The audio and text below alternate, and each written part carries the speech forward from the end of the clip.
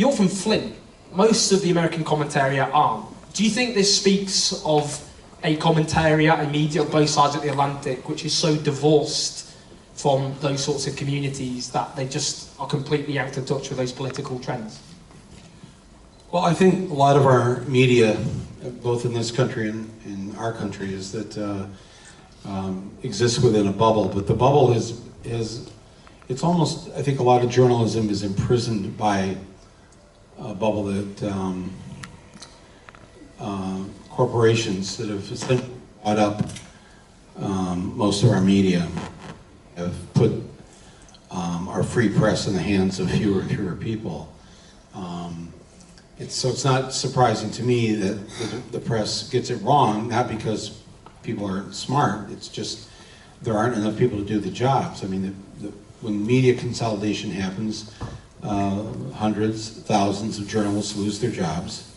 Bureaus are closed all across the country and across the world, and so people don't know what's going on. Most Americans had no idea that Flint had been bombed. It's one of the things people tell me. They go out and they leave the theater and they Google it because they just can't believe that President Obama would do such a thing. But the reason that people don't know about it is because there used to be bureaus in Detroit.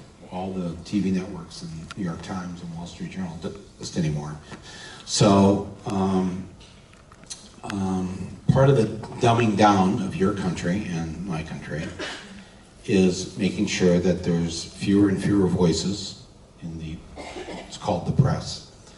It's also about debasing our school systems and making teachers teach with the test, no longer teaching critical thinking in schools, eliminate the arts, which also helps the mind think freely.